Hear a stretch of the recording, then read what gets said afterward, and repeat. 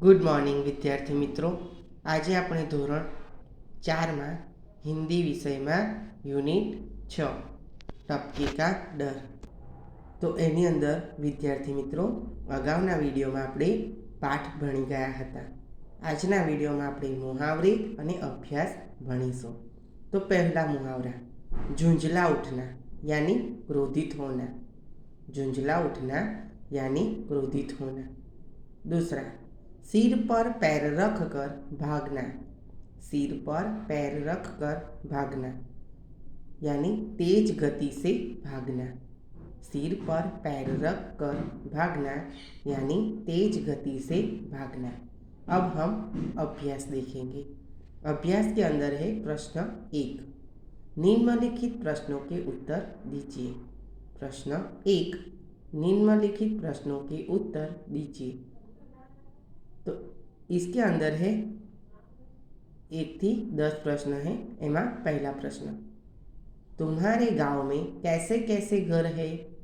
तुम्हारे गांव में कैसे कैसे घर है। तो उसका जवाब है, हमारे गांव में मिट्टी के, सीमेंट के और झोपड़ी जैसे घर है। तुम्हारे गांव में कैसे कैसे घर है। तो हमारे गांव में मिट्टी के, सीमेंट के और झोपड़ी जैसे घर है। प्रश्न दूसरा, तुम्हारा घर किन किन चीज़ों से बना है। तुम्हारा घर किन किन चीज़ों से बना है। तो दूसरा प्रश्न का उत्तर है, हमारा घर मिट्टी, सीमेंट, रेती, पत्थर और लोखंड जैसे चीज़ों से बना है। हमारा घर सीमेंट, रेती, पत्थर, लोखंड और मिट्टी जैसी चीज़ों से बना है। प्रश्न तीसरा, छप्पर किन किन चीज़ों से बनता है। छप्पर किन किन चीज़ों से बनता है। तो तीसरा प्रश्न का उत्तर है, छप्पर लकड़ियाँ और मिट्टी से बनता है। छप्पर लकड़ियाँ और मिट्टी से बनता है।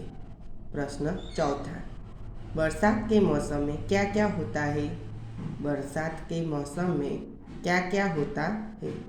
तो उसका जवाब होगा, बरसात के मौसम में पहले बिजली कड़कती है, फिर बादल बरसते हैं और फिर ज़ोरदार से बारिश होती है।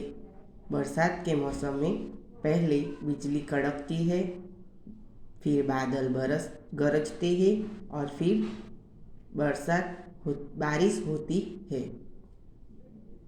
पांचवा प्रश्न, ओले पड़ने पर तुम लोग क्या करते हो। ओले पड़ने पर तुम लोग क्या करते हो। तो विद्यार्थी मित्रों, उसका उत्तर हम अच्छी तरह से नहीं लिख पाएंगे क्योंकि हमारे यहाँ ज़्यादातर ओले पड़ते नहीं हैं। अगर पड़ते तो हम उसे झेलते हैं। ओले पड़ने पर हम उसे झेलते हैं ऐसा भी लिख सकते हैं क्योंकि हमारे यहाँ ज़्यादातर ओले नहीं पड़ते। अगला प्रश्न है, ओले पड़ने पर किस तरह का नुकसान होता है। ओले पड़ने पर किस तरह का नुकसान होता है। तो उसका उत्तर है, ओले पड़ने पर मिट्टी के घरों को ज़्यादातर नुकसान होता है। खेत में जो धान होता है उसे भी नुकसान होता है। ओले पड़ने पर मिट्टी के घरों को नुकसान होता है और खेत में जो पाक होता है, धान होता है, उसे भी नुकसान होता है। प्रश्न 7वां, तुमने कितने प्रकार के चूल्हे देखे हैं। तुमने कितने प्रकार के चूल्हे देखे हैं। तो उसका उत्तर है, हमने ज़्यादातर मिट्टी के, लोखंड के और अब तो हम सबके घर में गैस का चूल्हा है। तो हम उसका उत्तर लिखते हैं, हमने मिट्टी के, लोखंड के और गैस के चूल्हे देखे हैं। प्रश्न 8वां, जंगल में बाघ के अलावा और कौन कौन से प्राणी रहते हैं। जंगल में बाघ के अलावा और कौन कौन से प्राणी रहते हैं। तो उसका उत्तर है, जंगल में बाघ के अलावा भालू, हाथी, शेर, जिराफ, खरगोश, दीपड़ा जैसे कई प्राणी जंगल में रहते हैं। जंगल में बाघ के अलावा कौन कौन से प्राणी रहते हैं? तो जंगल में बाघ के अलावा शेर, भालू, हाथी, जिराफ, चीता जैसे कई प्राणी रहते हैं। प्रश्न 9वां, बुढ़िया मन ही मन क्यों झुंझला रही थी?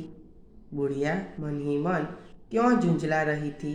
तो उसका उत्तर है, बुढ़िया के घर में जो चूल्हा था उसके ऊपर ओले गिरने लगे। इसकी वजह से वो मन ही मन झुंझला रही है।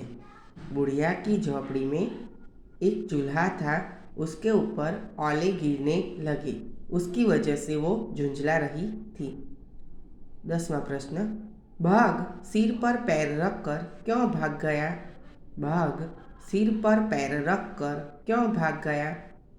तो उसका उत्तर है, जब बुढ़िया ने बोला कि मुझे टपके से बहुत डर लगता है, जितना मुझे बाघ से भी नहीं लगता। ये सुनकर बाघ सिर पर पैर रखकर भाग गया। जब बुढ़िया बोली, मुझे टपके से बहुत डर लगता है, इतना डर तो मुझे बाघ से भी नहीं लगता। ये सुनकर बाघ ने सोचा कि जरूर टपका मुझसे भी बड़ा जानवर होगा। ये सुनकर बाघ सिर पर पैर रखकर भाग गया। प्रश्न 2, जंगल में और क्या क्या भीग रहा है होगा? सूची बनाइए। तो जंगल में क्या क्या भीग रहा होगा? तो जंगल में सभी प्राणी भीग रहे होंगे। दूसरा, सभी पेड़ जो है वो भीग रहे होंगे। तीसरा है, जंगल में जो बुढ़िया की झोपड़ी थी वो भी भीग रही होगी। तो विद्यार्थी मित्रों, અહીં આપણે અભ્યાસ પૂરો થયો। તો તમારે આ અભ્યાસ તમારી નોટબુકમાં લખવાનો રહેશે। ઓકે, પછીના વિડીયોમાં આપણે સ્વાધ્યાય ભણીશું। Thank you.